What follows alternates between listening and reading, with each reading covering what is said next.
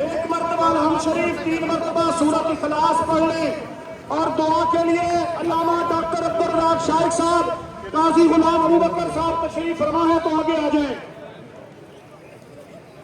اب آپ سورۃ اخلاص پڑھ کے مکمل کر دیں۔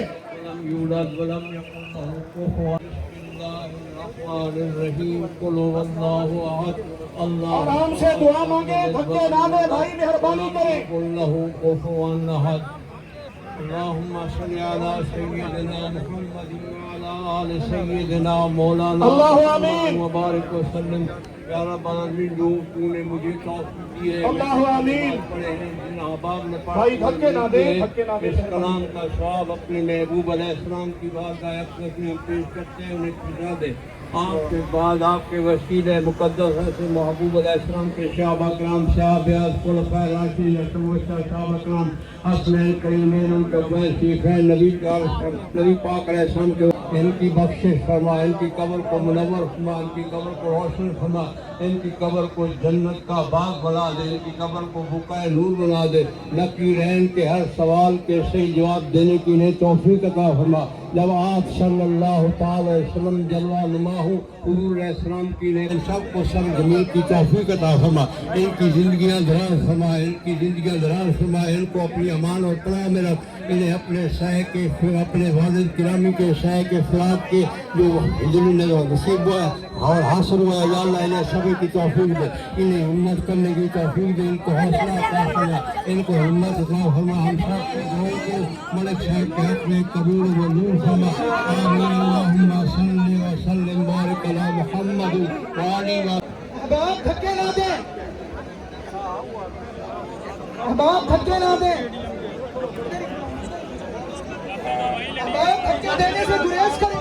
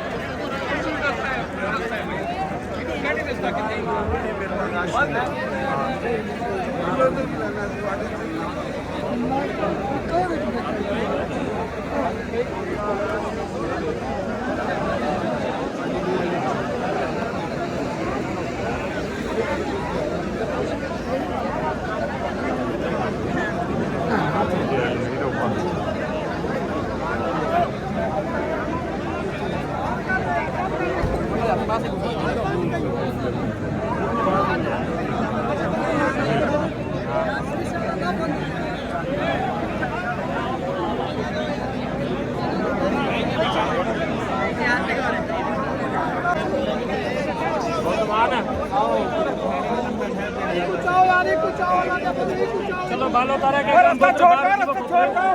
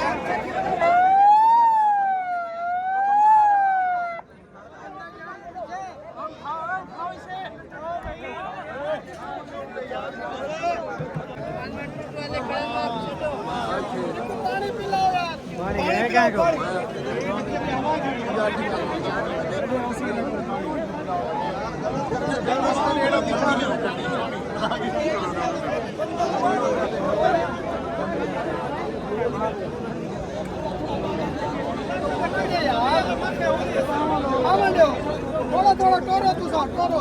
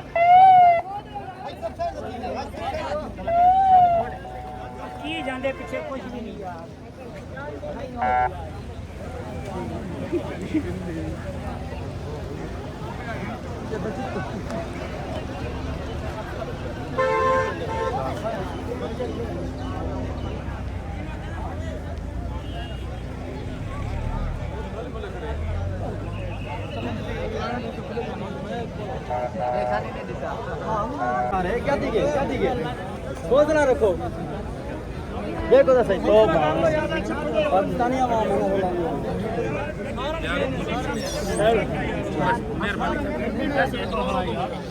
आखिर कोल खाली तो नहीं जाओ रास्ता भी छाड़ देना बंदा हाँ रास्ता छाड़ दो जी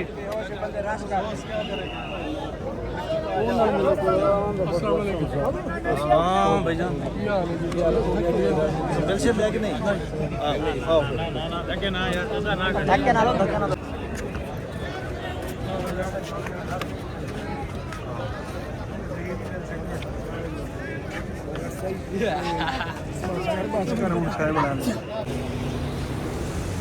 वो थोड़ा जब वो थोड़ा साइड दे दो